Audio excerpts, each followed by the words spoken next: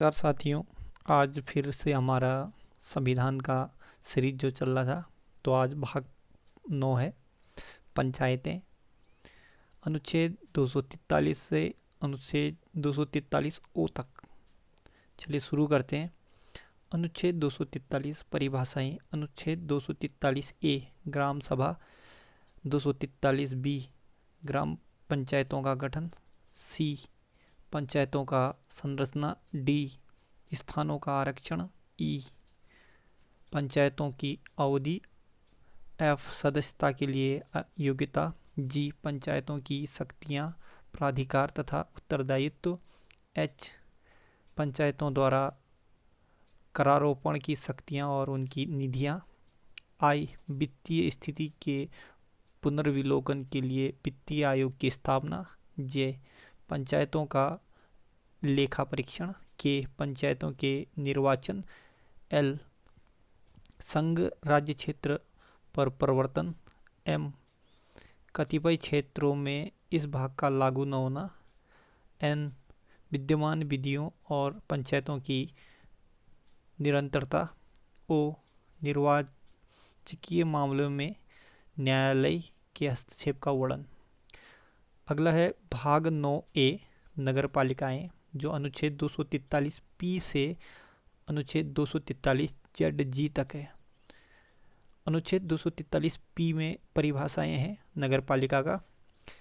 Q में नगर पालिकाओं का गठन, आर नगर पालिकाओं की संरचना, एस वार्ड समिति आदि का गठन और संरचना, टी स्थानों का आरक्षण, यू नगर पालिकाओं आदि की अवधि, वी सदस्यता के लिए अनर्हताएं, डब्ल्यू नगर पालिकाओं आदि की शक्तियां, प्राधिकार तथा उत्तरदायित्व, एक्स नगर पालिकाओं द्वारा करारोपण की शक्तियां और निधियां, वाई वित्त आयोग नगर पालिका का वित्त आयोग वाई के अंदर है, जेड नगर पालिकाओं के लेखा का परीक्षण, जेड ए नगर पालिकाओं के निर्वाचन, जेड बी संघ राज्य का प्रवर्तन, जेड सी कतिपय क्षेत्र में इस भाग का लागू न होना, जेड डी जिला योजना के लिए समिति, जेड ई महानगरीय योजना के लिए समिति, जेड एफ वर्तमान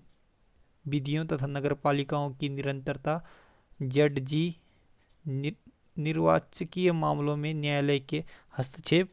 बीच में एक पॉइंट छूट गया था शायद। 243 जेड एफ वर्तमान विधियों तथा नगर पालिकाओं की निरंतरता, 243 जेड जी निर्वाचकीय मामलों में न्यायालय के हस्तक्षेप का वर्णन।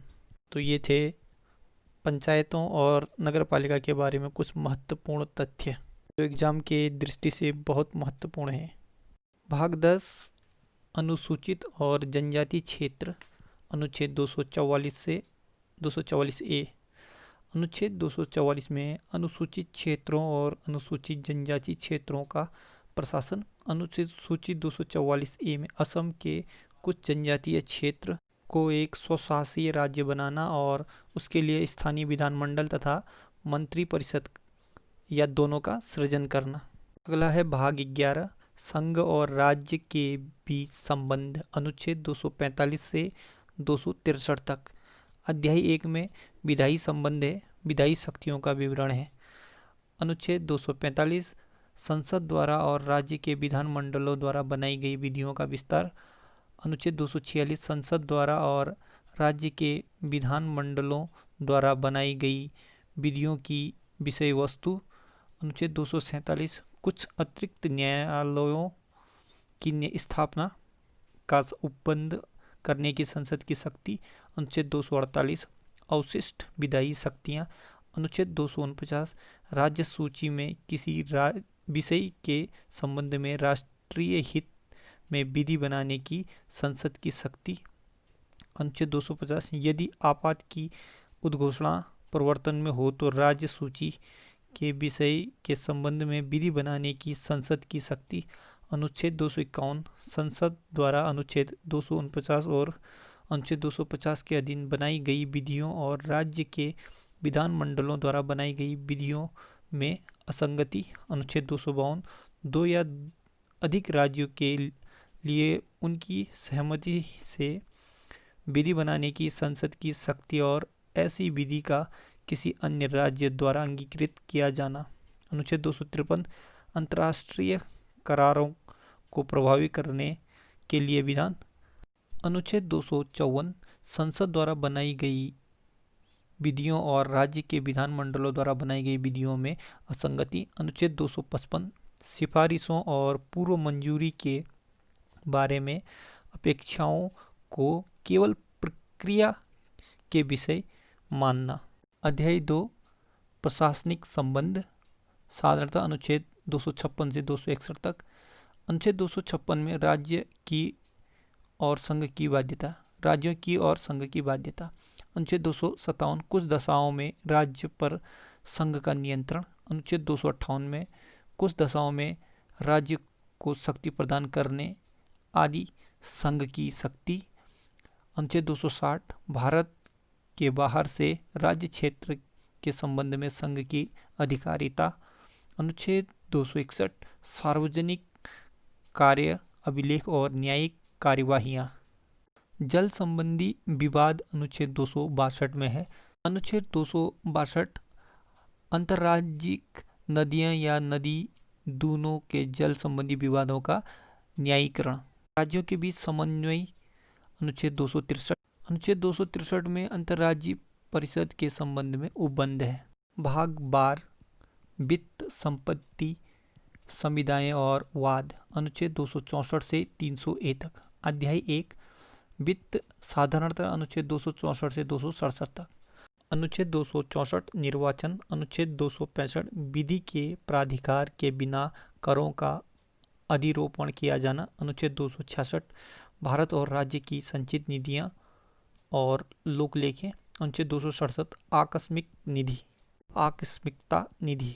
संघ और राज्यों के बीच राजस्व का वितरण। अनुच्छेद 268 से 281 तक। अनुच्छेद 268 में संघ द्वारा उद्गृहित किए जाने वाले, संग्रहित और विनियोजित किए जाने वाले शुल्क। अनुच्छेद 269 संघ द्वारा उद्गृहित, संग्रहित किंतु राज्यों को दिए जाने वाला कर। अनुच्छेद 270 संघ द्वारा उद्गृहित और संग्रहित तथा संघ के बीच वितरित किए जाने वाला कर।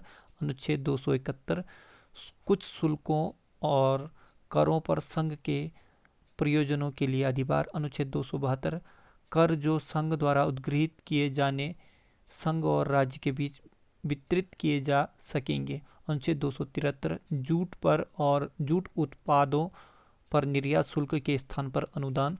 अनुच्छेद 274 ऐसे कराधान जिसमें राज्य हित डालने वाले विधेयकों के लिए राष्ट्रपति की पूर्व सिफारिश। अनुच्छेद 275 कुछ राज्यों को संघ से अनुदान।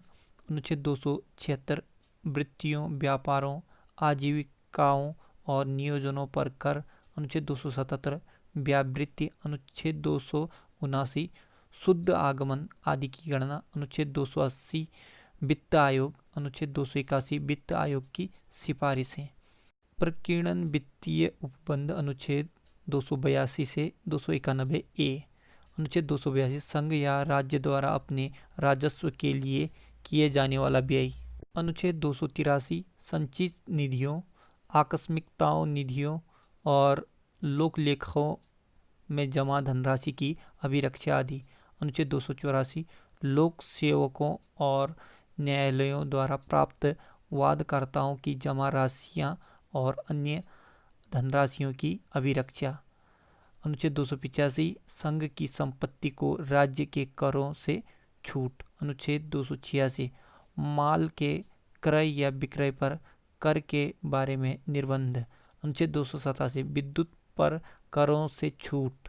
अनुच्छेद 288 जल या विद्युत के संबंध में राज्यों द्वारा कराधान दशाओं में छूट। अनुच्छेद 289 राज्यों की संपत्ति और आय को संघ के कराधान से छूट। अनुच्छेद 290 कुछ व्ययों और पेंशनों के संबंध में समायोजन।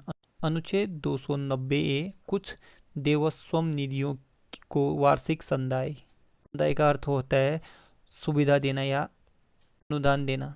अध्याय 2 उधार लेना। अनुच्छेद 292 से 293 में। अनुच्छेद 292 में भारत सरकार द्वारा उधार लेना। अनुच्छेद 293 में राज्य द्वारा उधार लेना। अध्याय 3 संपत्ति, संविदाएं, अधिकार, दायित्व, बाध्यताएं और वाद। अनुच्छेद 294 से 300 तक। अनुच्छेद 294 कुछ दशाओं में संपत्ति, आस्तियों, अधिकारों, दायित्वों और बाध्यताओं का उत्तराधिकार। अनुच्छेद 295 अन्य दशाओं में संपत्ति, आस्तियों, अधिकारों, दायित्वों और बाध्यताओं का उत्तराधिकार। अनुच्छेद 296 राजगामी या व्यवगत या स्वामीहीन होने से प्रोद्भूत संपत्ति। अनुच्छेद 297 राज्य, क्षेत्रीय, सगरखंड या महाद्वीपीय मग्न भूमि में स्थित मूल्यवान चीज़ों और अनन्य आर्थिक क्षेत्र में संपत्ति स्रोतों का संघ में निहित होना। अनुच्छेद 298 व्यापार करने आदि की शक्ति। अनुच्छेद 299 संविदाएं। अनुच्छेद 300 वाद और कार्यवाहियाँ। अध्याय 4 संपत्ति का अधिकार।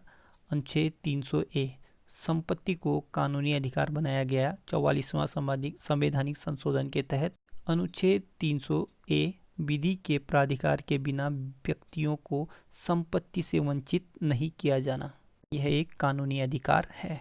तो साथियों, आज हमने भाग 9 पंचायतें, भाग 9A नगर पालिकाएँ, भाग 10 में हमने अनुसूचित जनजातियाँ क्षेत्र, भाग 11 में संघ और राज्य के बीच में संबंध और भाग 12 में वित्त, संपत्ति, संविदाएं आदि के बारे में पढ़ा। और अगले सीरीज में अभी जल्दी लेके आऊँगा। धन्यवाद। लाइक और शेयर ज़रूर कीजिएगा चैनल को।